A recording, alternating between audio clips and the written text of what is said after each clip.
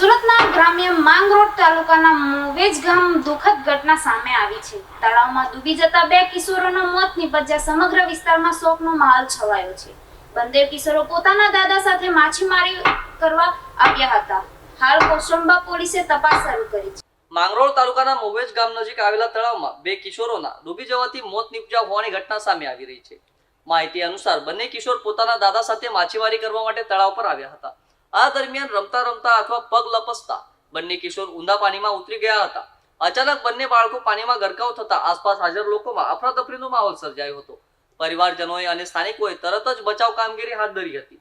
ઘટનાની જાણ થતાં જ ગામના લોકો મોટી સંખ્યામાં તળાવ પાસે એકત્ર થઈ ગયા હતા અને સ્થાનિક તરવૈયાઓ દ્વારા બંને કિશોરોની શોધખોળ શરૂ કરવામાં આવી હતી. ભારે મહેનત બાદ બંને કિશોરોના મૃતદેહો તળાવમાંથી બહાર કાઢવામાં આવ્યા. આ દુર્ઘટનાને પગલે પરિવારજનો પર લાભ તૂટી પડી હોવાની તેવી સ્થિતિ સર્જાઈ છે. ઘટના સ્થળે કરુણ દ્રશ્યો સર્જાયા હતા અને સમગ્ર ગામમાં શોકનો માહોલ જોવા મળ્યો હતો. ઘટનાની માહિતી મળતા જ કોસંબા પોલીસ તાત્કાલિક ઘટના સ્થળે પહોંચી હતી અને સમગ્ર મામલે તપાસ શરૂ કરી હતી. પોલીસે મૃતદેહોનું પોસ્ટમોર્ટમ માટે ખસેડી આગળની કાર્યવાહી હાથ ધરી છે. પ્રાથમિક તપાસમાં આ ઘટના અકસ્માત હોવાનું સામે આવી રહ્યું છે. જો કે પોલીસ દરેક પાસાની તપાસ કરી રહી છે. તળાવ પાસે પૂરતી સુરક્ષા વ્યવસ્થા ન હોવાના મુદ્દે પણ સ્થાનિકોમાં ચર્ચા ચાલી રહી છે.